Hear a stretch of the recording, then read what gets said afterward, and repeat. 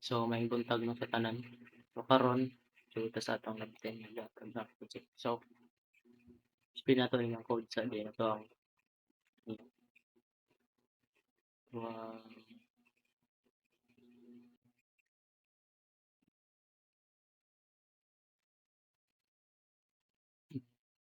so first is code na ta diri nag kung nag set tag color with the ano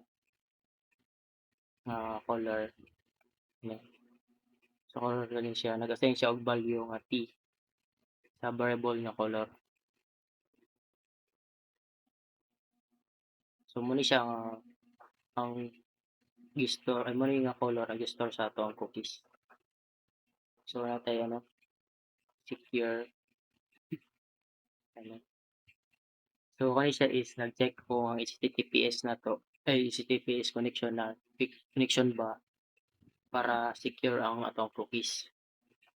Then kani set set cookies. So kani siya mo ni ang main line. So sa atong user pangalan sa atong user ay pangalan sa cookies. Then color which is ang value sa cookies then time kani. So ang expiry date ani is 1 day.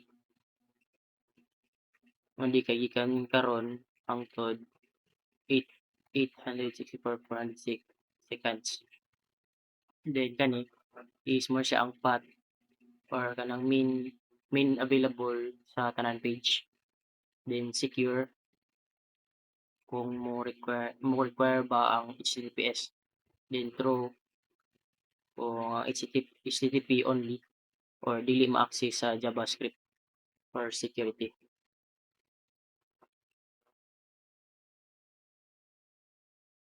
So makita nato diri natay ano. Then basta makita natong variable sa tay ano user colors then set tag ano color na t. Then karon natay session start.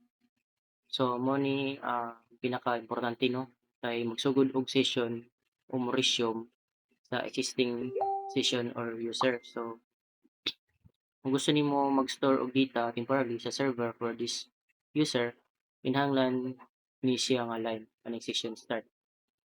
So kani PHP si magkano mo siya mag-store sa og value key ay value ay i-store og key value pair sa atong session. So atong user, atong student og role dinhi ang learner. So mo ni ang mga data nga pwede nimo gamiton sa line page hangtod sa ma-destroy ang session. So asa niyo? So sa session. So red kag session di pwede ma-destroy. Role student 1 lang yung role learner hangtod sa ma-destroy ang session. Session.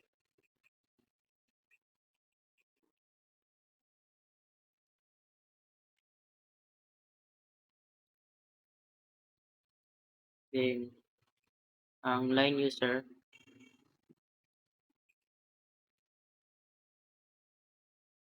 line user so display na ano sila duha kanina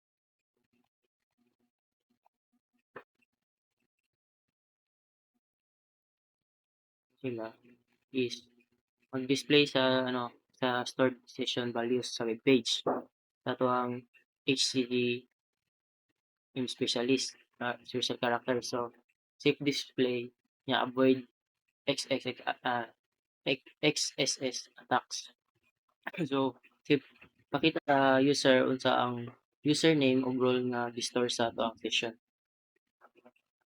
kita na to ganyan dito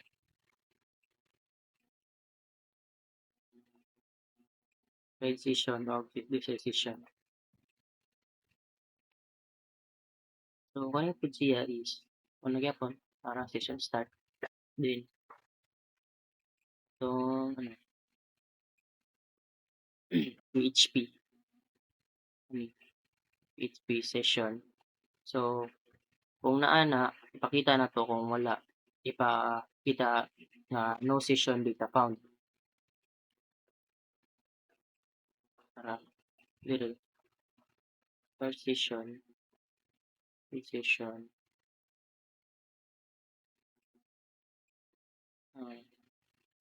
values. So,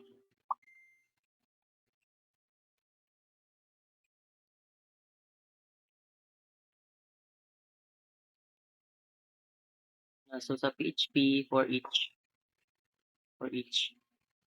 ano siya is mo siya ang loop sa tanang session available. So, ipakita sila sa ano sa kani. So, mo ni siya ang key. Example, ang user, then kaning V is mo ni siya ang value sa example student 1. Mo ni siya kita na to. So, mo ni siya ano student, mo ni siya ano ang key sa ano atong username. So, is our learner, then ang username, then atong student, itong katong V value or sa value nato.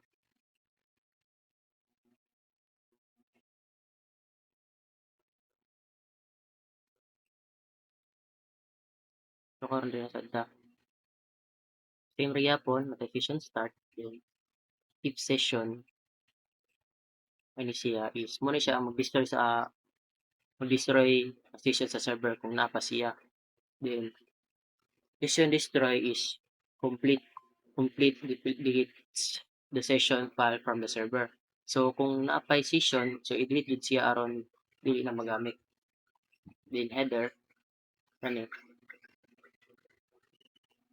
so mo ni siya ibalik ang user sa starting page naman sa pag-destroy sa session.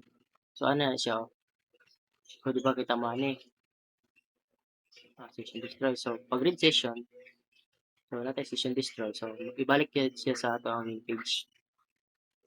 So, session destroy. Destroy session.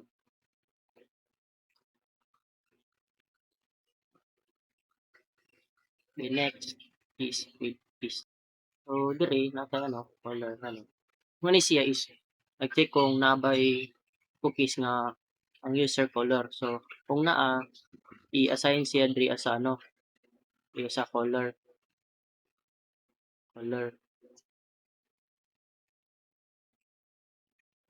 Kuya, ito dire. Then, kung wala sa color, or may mugnal, then, karing sa ano, PHP. Ayan, so kani siya mag-display sa cookies value kung naa. So kung wala, ipakita nga cookie wala giset. So sa ato ang kaning HT ano is kuan siya safe display sa abroad sa mga XSS attack. So pakita sa user ang stored folder kung naay otherwise ay balo nga wala na giset nga cookies. So makita na diri na kay ano diri. So kani siya is kung secure ang site sa HTTPS nito, limit na to ang secure flag na cookie. Then set cookie, ano, share color. So, kani si user color is pangalan sa cookies. Then, ang doon ka, person is empty value. Then, time, 300, 3,600. So, expire time in the past. So, 1 hour ago. So, browser, delete niya. Din kani is siya. Muna siyang patch. Available sa tanan page. Then, secure. Sure flag yun. True. So, HTTP only. Dili ma-access sa atong baba. So, yung si cookie. So, nag-display nga ang cookies. Na-delete na ang cookies. Saan nga? So, dire, nakabutan nga cookies, user, move, spike. So atong i-delete cookie. So cookie user remove. So cookie user is not set. Check cookie key o so muna siya ang key. Delete.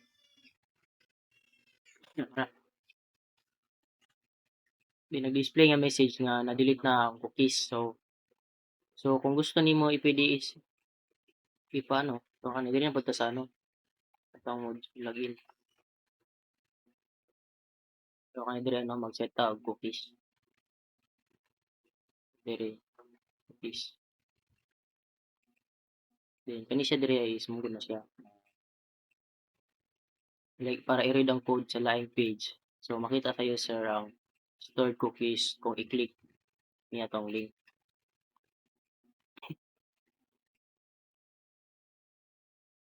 Dito sa login process. So the session start. Sorry. So then function. Ano yung function is mo ni siya ang ano basic input sanitization. So siguraduhon nga safe ang data gikan sa atong user. So dire ata user ug password no. So ay diri so mag-check sa credential og store session info kung sakto.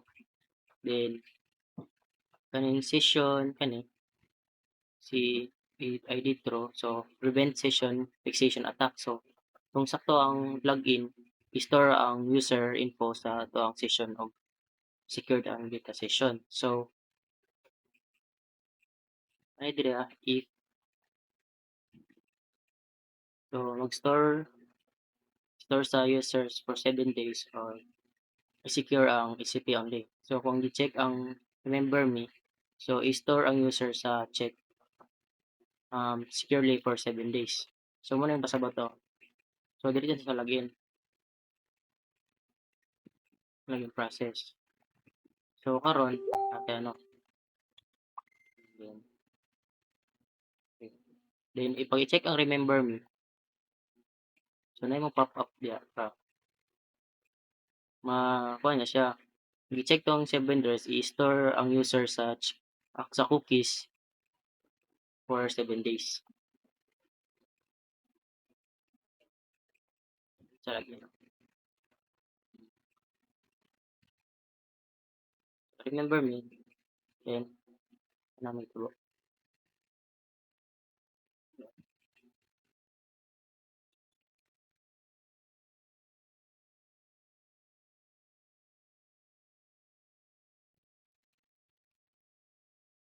So diriya naman is kani, ni siya dapita is i-check kung wala pa ang session og naa sa present cookies. So free atong free ano free ano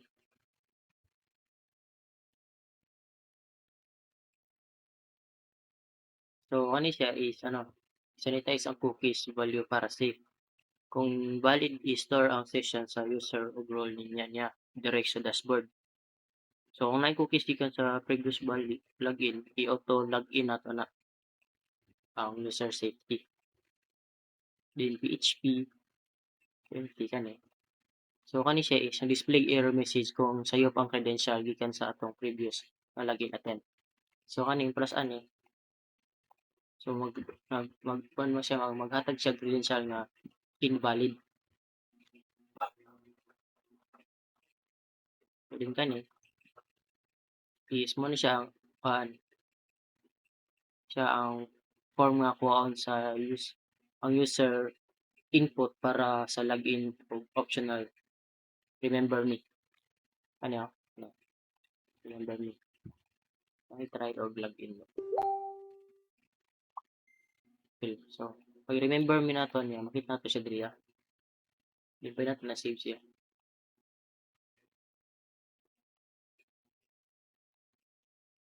So, mura ta no. At ano. Sabot mo. Thank you.